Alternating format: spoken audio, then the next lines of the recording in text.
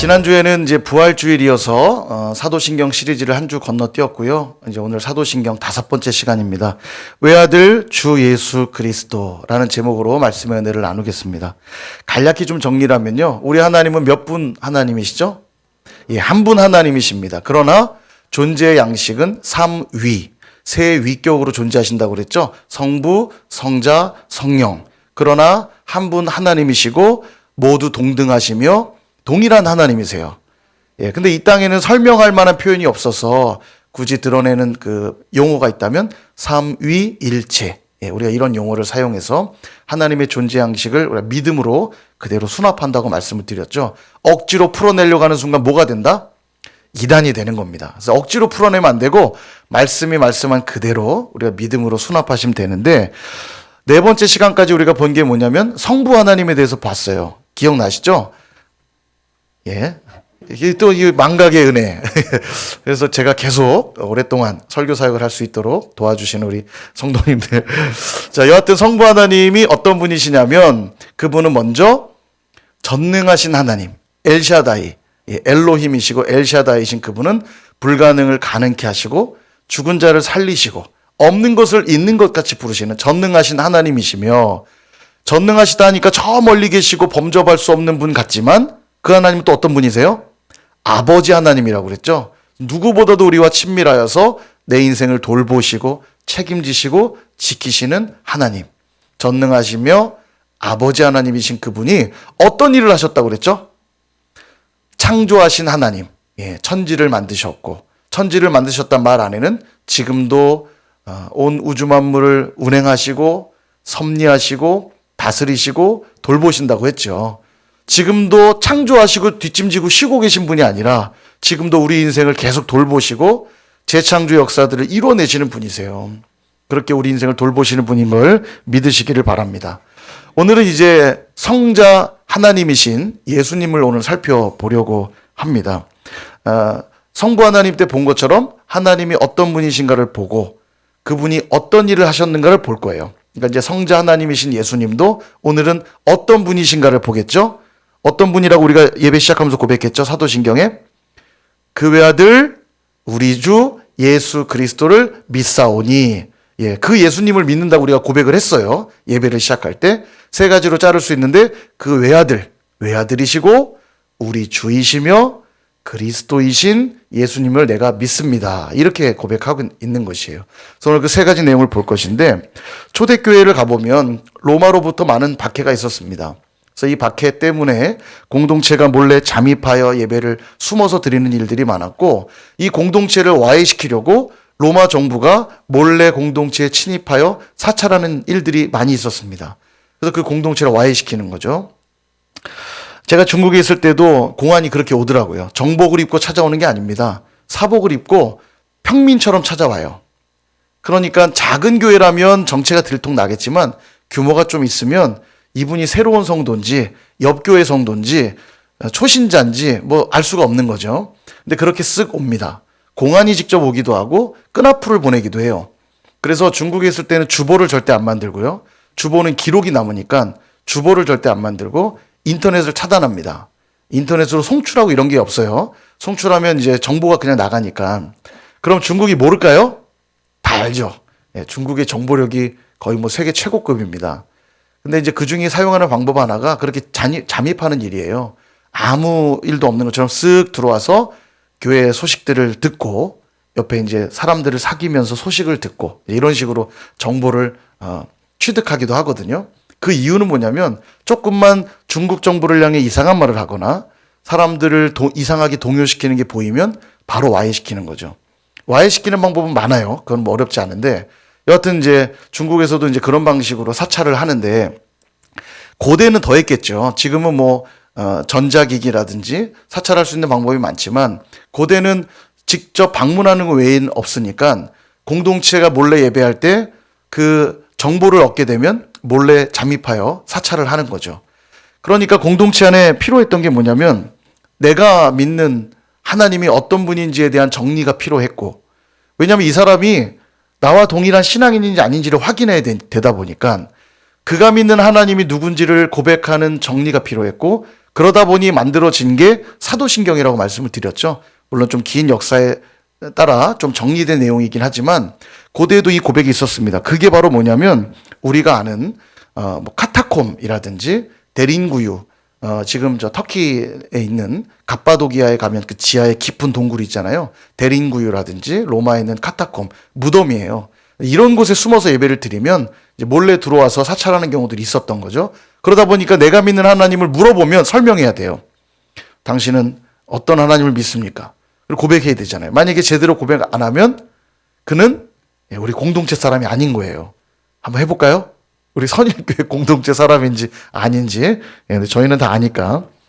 그래서 그때 당시에 확인했던 게 뭐냐면 바로 물고기 표시입니다. 사진 한번 보여주시면 잘 아는 여러분이 익수스라고 하는 단어. 저 가운데 있는 헬라어 저 단어가 익수스예요. 근데 저 말의 뜻이 뭐냐면 물고기란 뜻입니다. 그래서 물고기 형상에다 저 글씨를 집어넣은 건데 그럼 저 의미가 뭐냐?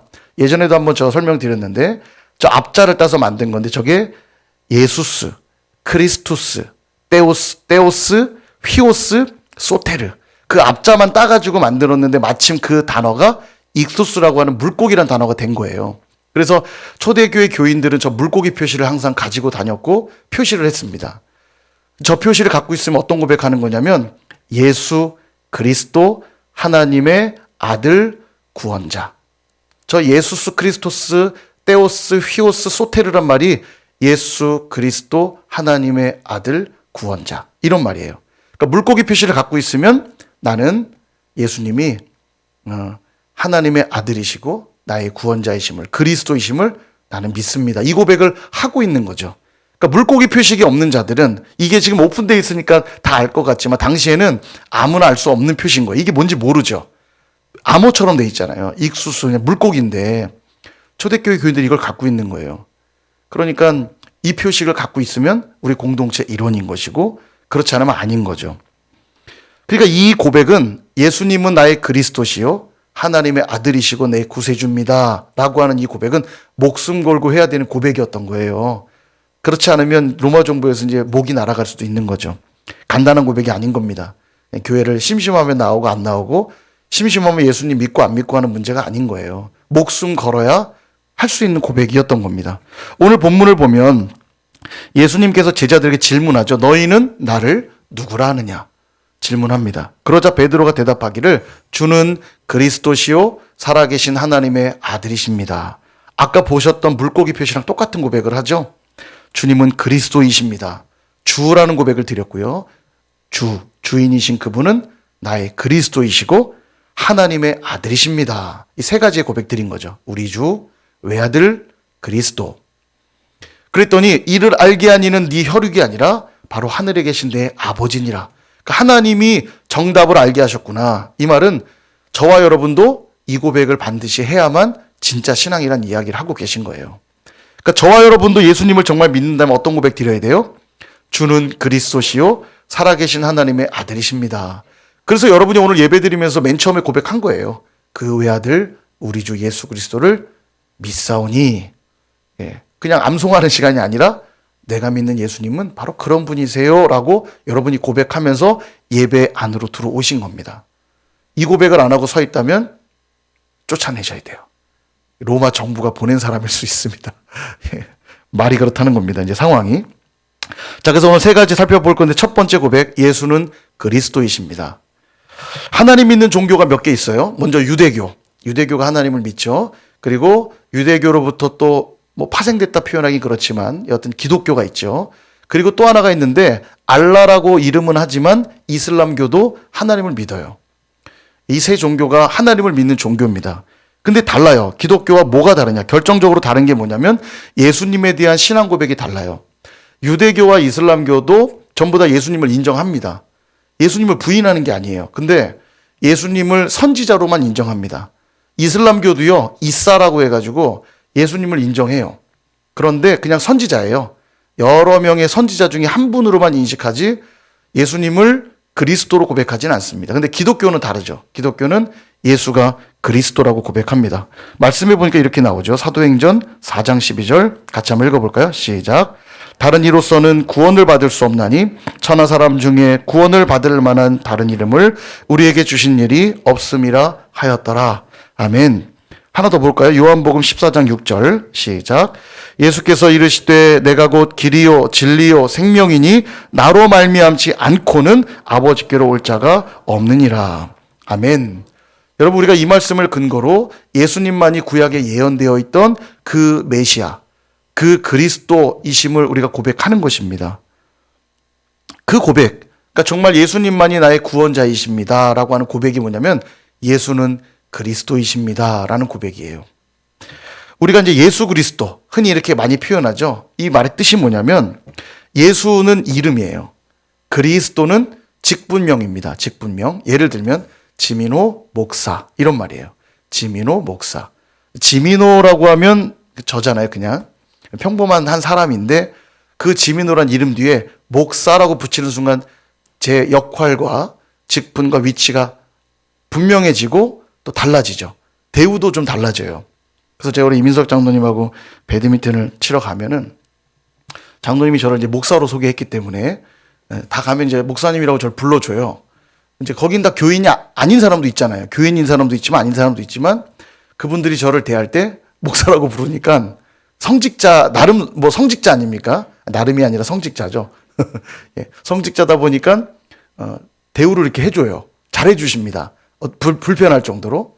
자기들끼리는 이름 부르고 뭐 형 이렇게 부르고 장로님도 거기 가면 그냥 형이에요. 거기 사람들끼리는 뭐 민석이 형 막 이렇게 불러요. 예, 그러니까 저한테는 어색하죠. 장로님. 예, 저는 이제 장로님이라 부르는데 이제 그 자기들끼리 이제 편하게 부르는 거죠. 뭐 형 이렇게 부르고. 근데 저한테는 목사님 이렇게 불러요. 목사로 소개가 돼 있다 보니까. 그러니까 저도 역시 행동을 조심해야 되고 목사로서 예, 잘해야 되고 또 저를 대하는 사람들도 저를 그냥 잘 대해 주십니다. 목사니까요. 그런 거예요. 그러니까 지민호라고 하는 한 사람이면 평범한 사람인데 뒤에 목사라고 붙는 순간 완전 다른 상황이 되는 거죠. 그런 거예요. 예수. 평범한 이름입니다. 당시에 예수라고 하는 이름은 흔한 이름이었어요. 여호수아, 호세아, 예수와 다 같은 뜻이에요. 구원자라는 뜻이거든요. 그러니까 오늘날로 하면 민호 정도에 해당되는 이름입니다. 민호. 제가 민호잖아요. 중학교 딱 들어가면 영어책 첫 번째 나오는 거 뭡니까? 하이 민호. 예, 하이 민호. 이 말은 가장 대중적인 이름이에요. 예, 제 이름은 그렇게 대중적인 이름인데 그냥 지민호 평범한 이름인데 제 이름 뒤에 목사가 딱 붙는 순간 지민호란 존재는 특별한 존재가 되죠. 평범한 존재가 아닌 거예요. 그런 겁니다. 그럼 이 그리스도란 뜻이 뭔가? 크리스투스, 헬라어로는 크리스투스, 이제 우리말로 그리스도라고 하고요. 영어로는 크라이스트 이렇게 말하죠. 근데 이제 중국어로는 이거 좀 재미난 얘기를 드리면 중국어로는 중국은 표의 문자입니다. 그러니까 뜻을 담는 문자다 보니까 외래어를 표기할 때 우리는 표음 문자라 그냥 외래어를 봐도 그대로 표기하고 읽을 수 있어서 쉬운데 중국말은 이 표의 문자다 보니까 음가를 그냥 따는 게 어려워요. 의미도 담아야 되고 소리도 비슷하게 내야 되기 때문에 어려워요. 그래서 이 그리스도라는 말을 이제 표기할 때 비슷한 음가와 의미를 살립니다. 그래서 지두 이렇게 읽어요. 중국은 지두. 예수 지두 이렇게 읽거든요. 예수 그리스도란 말인데 지두, 그리스도 별로 안 비슷해 보이는데 아무튼 그리스도, 지두. 그러다 보니까 우리나라는 중국 한자를 그대로 번역하다 보니까 이 지두를 그대로 읽으면 우리 음가로 읽으면 어떻게 되냐면 기독이란 말이에요. 그래서 우리가 기독교라고 하는 거예요. 여러분 처음 아셨죠? 다 알고 계셨는데 제가 괜히 아는 척을 막 좀 궁금하지 않으셨어요? 전 옛날에 좀 궁금했거든요. 기독이 뭐지? 근데 기독이 중국이 지두라고 부르다 보니까 그냥 번역해서 기독이 된 거예요. 그런 겁니다. 제가 신학 처음 시작할 때 신기했던 게 교수님들이 맨날 화란신학이 뭔지 모르겠는 거예요. 화란이 뭔가 도대체. 화란이 뭔지 아세요? 예, 그건 화랑이고, 예, 이 화란신학에서 뭔지 궁금했는데 나중에 보니까 네덜란드에서 계속되어 온 신학을 화란신학이라고 불러요. 그럼 왜 화란이라고 했냐? 이게 제가 이제 중국 갔다 오니까 알았죠. 이 네덜란드를 부르는 호칭 하나가 이 홀란드라고 부르거든요. 홀랜드라고 하는데 이 홀랜드라는 음가를 그대로 붙이다 보니까 중국이 후올란 이렇게 이제 음가를 붙인 거예요. 후올란 비슷하죠? 홀랜드, 혼란 이렇게 이제 음가를 붙이는 거예요. 뜻은 뭐 그런 거예요. 뭐 화목하고 난초할 때는 아니거든요. 화목한 난초? 뭔 뜻인지 모르겠지만 아무튼 후얼란. 근데 그걸 그대로 우리말로 읽으면 화란이에요. 그러니까 번역해 들어올 때 화란 신학 이렇게 그냥 번역한 거죠. 이런 말이 되게 많아요. 기독도 그런 의미고, 그러니까 그리스도란 뜻입니다. 기독은 참고하시라고 이제 말씀드린 것이고요. 기독, 크라이스트, 그리스도, 크리스투스 다 이제 같은 그리스도란 말인데 이게 뭔 뜻이냐면 기름 부음을 받은 자 이런 뜻이에요. 기름 부음 받은 자. 히브리어로는 메시아. 메시아와 그리스도는 같은 뜻이에요. 히브리어로는 메시아고 헬라어로는 그리스도 이렇게 되는 거죠. 그럼 이 기름 부음 받은 자가 왜 중요하냐? 구약에 하나님이 하나님의 사람들을 세울 때 기름 부어 세우셨는데 모두를 기름 부어 세운 거 아니고 딱 세 종류의 사람만 기름 부어 세웠습니다. 왕을 세울 때 기름 부어 세웠고 제사장을 세울 때 기름 부어 세웠고 선지자들을 세울 때 기름 부어 세웠어요. 그러니까 왕과 제사장과 선지자만 기름 부어 세웠는데 구약에 예언되어 있던 메시아는 왕으로 제사장으로 선지자로 오실 분이었기 때문에 많은 백성들이 이 메시아를 갈망한 거예요. 왕이시며 제사장이시며 선지자로 올 그분은 얼마나 대단한 분이겠어요. 그죠? 그러니까 갈망하고 갈망했던 건데 예수님이 오셨는데 그 뒤에 호칭이 붙은 거예요. 예수 그리스도. 예수는 메시아다. 이렇게 고백한 거죠. 그러니까 그 고백 안에 무슨 의미가 담겨 있는 거냐면 예수 그리스도라고 고백할 때는 예수님은 왕이십니다. 이 고백하는 거죠. 그분이 왕이란 얘기는 내가 이제는 그 왕이신 예수님의 통치를 받으며 살겠습니다. 이 고백이 담겨 있는 것이고 예수님이 나의 제사장이십니다. 고백하는 것은 내가 다른 방법으로는 하나님께 나아갈 수 없고 오직 제사장이신 예수 그리스도 그분을 통해서만 하나님께 나아가겠습니다. 이 고백을 드리는 것이고 마지막 그분이 나의 선지자입니다라는 고백은 선지자는 말씀을 선포하는 자거든요. 하나님의 말씀만 의지하여 살겠습니다. 그분은 말씀만 전하러 오신 게 아니라 당신 자신이 하나님의 말씀이셔서 우리에게 그냥 훅 들어오신 거예요. 말씀으로. 그래서 우리가 항상 말씀을 중요하게 여기는 것입니다. 이게 바로 예수님은 그리스도이십니다 라고 하는 고백 안에 담겨있는 의미라는 거죠. 두 번째는 뭐냐면 그의 외아들, 그의 외아들입니다. 베드로가 한 고백 다시 한번 기억하시면 주는 그리스도시요 살아계신 하나님의 아들이십니다. 그렇게 고백했죠. 앞서 보신 익수수의 고백에서도 등장했던 하나님의 아들, 테오스 휘오스, 하나님의 아들. 이 표현인데 고대로부터 많은 왕들이요. 자신을 신의 아들이라 그렇게 칭함하였습니다. 그래서 이집트의 바로 왕도 자기는 태양신의 아들이다 이렇게 말했고요. 로마 황제들도 자기가 신의 아들이다 이렇게 해서 자기를 신격화했습니다. 그럼 왜 신의 아들이라는 표현을 사용했냐면 내가 곧 신이라는 표현으로 한 것이에요. 그러니까 신의 아들이란 말은 신의 그 어떤 전능성과 그분의 권능을 그대로 물려받은 자니까 내가 바로 신이다. 이 설명을 하려고 신의 아들이라는 표현을 썼거든요. 오늘 성경이 말하는 하나님의 아들이란 말도 동일한 의미입니다. 생물학적으로 그분이 이렇게 낳았다. 생물학적인 출생을 말하는 것이 아니고요. 창세전부터 성부 하나님과 성자 하나님은 온전한 연합을 이루신 분으로서 동격이라는 의미예요. 같은 하나님이란 말입니다. 이 땅의 언어로 표현하다 보니까 낳았다라는 표현도 쓰고 또 외아들이란 표현도 사용한 것이지 두 분은 온전한 연합을 이룬 동격, 동일한 하나님이라는 것이에요. 물론 우리가 하나님의 자녀라고 하는 의미는 다릅니다. 우리가 하나님의 자녀라는 건 입양됐다는 뜻이에요. 자녀가 아니었는데 이제는 하나님의 자녀가 되었다. 입양되었다는 의미이고 예수님이 하나님의 아들이라는 건 다른 의미예요. 곧 하나님이시란 뜻입니다. 그럼 왜 굳이 아들이란 표현을 썼는가? 왜 아들로서 오셨는가? 그 이유는 뭐냐면 이 땅에 목적 있게 오셨기 때문입니다. 그 사건을 잘 보여주는 게 바로 아브라함, 이삭을 바친 사건인데 하나님이 아브라함에게 찾아오셔서 말씀하시죠. 뭐라고 말씀하시냐면 내 아들, 내 사랑하는 독자 이삭 이렇게 말해요. 독자 이삭을 내게 번제로 바치라 이렇게 명령합니다. 그래서 우리가 이건 뭐 많이 살펴봤으니까 모리아의 한 산에 올라가 아들을 바치려고 할 때 하나님이 이제 됐다 말씀하시며 수풀에 걸려있는 양을 발견하게 하셔서 그것을 번제로 드리게 하시죠.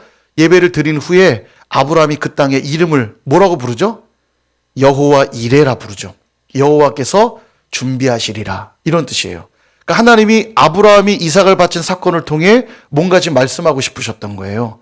아직 이루어지진 않았으나 앞으로 내가 이러한 일을 할 것이다. 준비할 것이다 라고 말씀하고 있는 거죠. 그리고 2000년 가까운 시간이 지난 다음에 그런 일이 실제로 벌어집니다. 예수님이 이제 요단강가에 와서 세례를 받으실 때 공생의 본격적 사역을 시작하죠. 세례를 받으시면서 하늘문이 열리며 성령이 비둘같이 임하며 하늘에서 소리가 들려요. 뭐라고 말씀하시냐면 이는 내 사랑하는 아들이요 내 기뻐하는 자라. 그가 바로 내 독자, 내 아들, 내가 보내기로 약속했던 그 아들이다. 이렇게 말씀하고 있는 거죠. 그리고 그 아들로 하여금 십자가에 못 박아 죽게 하시고 구원의 길을 여셨던 것입니다. 왜 그렇게 하셔야 했냐면 우리의 죄를 사하시기 위해서, 우리를 하나님의 자녀 삼기 위해서 그렇게 하셨던 것입니다. 이게 바로 예수님이 그의 외아들입니다 라고 하는 고백 안에 담긴 뜻인 거예요. 나의 죄를 사하셔서 하나님의 자녀가 되게 하셨다라고 하는 고백이 담겨 있는 것이고, 이제는 내가 예수님으로 말미암아 하나님의 자녀답게 살겠습니다 라는 고백이 그의 외아들이라는 고백 안에 담겨 있는 겁니다. 마지막 세 번째는 우리 주라는 고백이에요. 우리 주. 이 주라고 하는 헬라어 단어는 퀴리오스입니다. 많이 들어보셨죠? 퀴리오스. 이거 기억하셔야 돼요. 중요한 단어입니다. 이게 이제 상관, 주인들에게 쓰는 단어인데 단순히 상관이나 주인에게 쓰는 의미 정도를 훨씬 넘어서 절대 지존에게 쓰는 단어예요. 이 퀴리오스라는 단어가. 그래서 구약을 보면 하나님의 이름이 성경에 쓰여 있을 때, 쓸 때도 마찬가지고 읽을 때에도 하나님의 이름을 망령되이 일컫지 말라 하신 그 명령 때문에 감히 하나님의 이름을 누구도 쓰지도 못하고 읽지도 못합니다. 그래서 하나님이 이름이 기록된 부분을 읽을 때는 뭐라고 읽었냐면 아도나이라고 읽었어요. 아도나이. 주인이란 뜻이거든요. 그러니까 그 부분이 우린 지금은 여호와, 야훼 이렇게 이제 읽잖아요. 자, 그렇다 치고 야훼라고 기록되어 있으면 그 부분을 읽을 때 야훼라고 안 읽고 아도나이 이렇게 읽은 거예요. 아도나이. 왜냐하면 감히 하나님의 이름 부를 수 없어서. 그러니까 여기에 주인이라는 고백은 하나님과 동등된 의미로서 사용된 표현인 거죠. 근데 이게 신약 넘어오면서 헬라어가 사용되잖아요. 헬라어로 번역할 때 사용된 단어가 뭐냐면 퀴리오스예요. 그러니까 하나님의 이름을 부를 때 아도나이라고 불렀듯이 퀴리오스라고 부르는 건 하나님을 부르는 호칭인 거죠. 절대 지존에게 사용하는 단어인 겁니다. 그러니까 로마 황제가 자기를 뭐라고 부르라고 시켰냐면 주라고 부르라고 해서 퀴리오스. 나는 너희들의 퀴리오스다. 자기를 신격화했고 자기를 신처럼 받들라는 거죠. 절대 지존. 로마 황제 외에는 더 높은 자가 없다. 예, 그걸 이제 강조했던 거죠. 동일하게 우리가 예수님은 나의 주인이십니다. 우리의 주이십니다. 라고 고백할 때 이 말은 온 우주 만물 가운데 나의 주인은 오직 예수님 한 분뿐이십니다. 이 고백이 그 의미 안에 담겨 있는 거예요. 예수님만이 가장 내게 값진 분이시며 예수님만이 최고의 권위에 내가 두겠습니다. 이 고백이 담겨 있는 거죠. 그래서 예수님도 이런 말씀하셨는데요. 마태복음 7장 21절 우리 같이 한번 읽어보겠습니다. 시작. 나더러 주여 주여 하는 자마다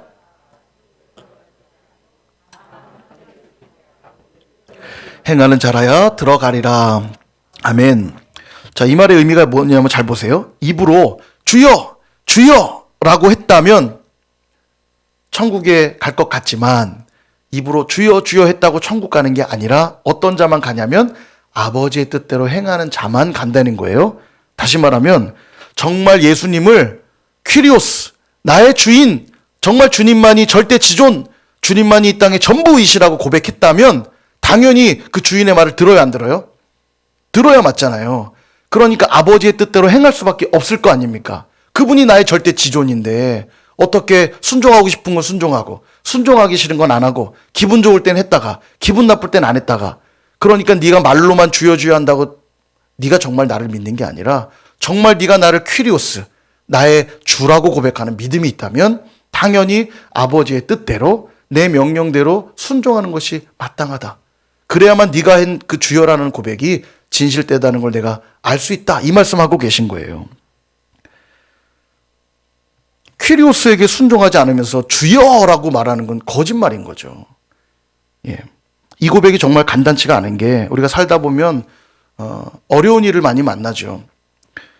뭔가 이해할 수 있을 때 순종하는 건 쉬운 일입니다만 이해하지 못할 때에도 순종하는 건 참 어려운 일이에요. 근데 우리 인생을 들여다보면 우리 인생이 다 이해가 되고 다 알겠어서 살아가는 게 아닌 때가 훨씬 많잖아요. 왜 이런 일이 내게 벌어지는지. 때론 하나님이 주시는 명령이 너무너무 어려울 때가 있어요. 왜 내게 이런 걸 자꾸 요구하시는지 힘들 때가 있습니다. 그래서 이해되지 않을 때 순종하는 거 정말 어려워요. 그런데 이때야말로 말 그대로 명령한 분의 권위에 반응함으로 순종할 필요가 있다는 거예요. 왜냐하면 예수님이 나의 주이시니까, 나의 퀴리오스니까. 이해되지 않지만 하나님 내게 절대 지존이시기 때문에 아멘.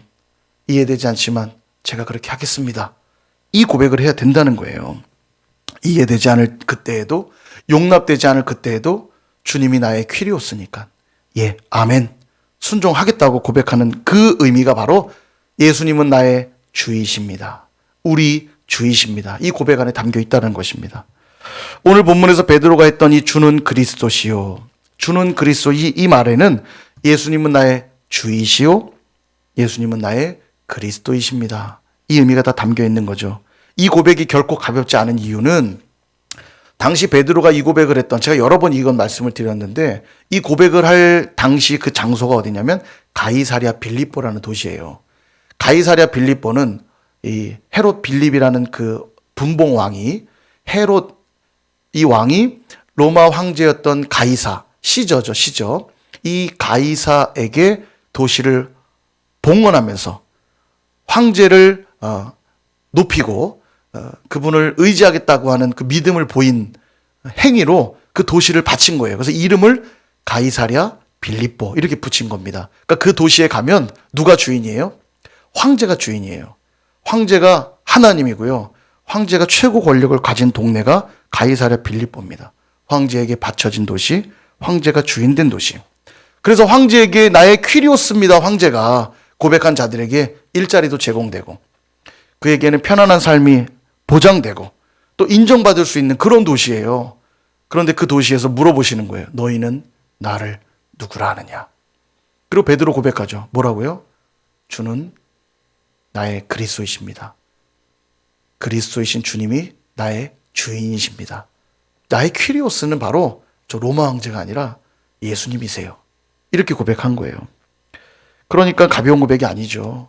그 고백을 하는 순간 목숨이 위태로울 수 있고 불편한 생활을 감수해야 될 수도 있고 일자리 뺏길 수도 있잖아요.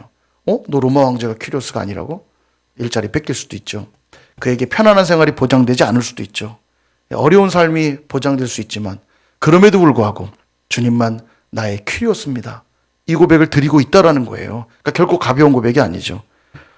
그러므로 예수님은 나의 퀴리오스입니다라고 하는 이 고백 안에는 나는 이제는 세상 권력을 나의 힘으로 삼지 않고 예수님을 나의 힘으로 삼겠습니다. 라고 하는 고백이 담겨 있는 것이고 나는 세상에서 돈과 성공을 최고로 여기며 살지 않겠고 예수님을 믿는 믿음과 말씀에 순종하는 삶을 최고의 가치로 여기겠습니다. 라고 하는 고백이 우리 주라는 말 안에 퀴리오스라는 고백 안에 담겨 있다는 것이에요. 그러므로 더 이상 나의 주인은 권력도 아니고 물질도 아니고 명예도 아니고 마귀는 더더욱 아니고 오직 나의 주인은 예수님이십니다. 이 고백을 드리는 거죠.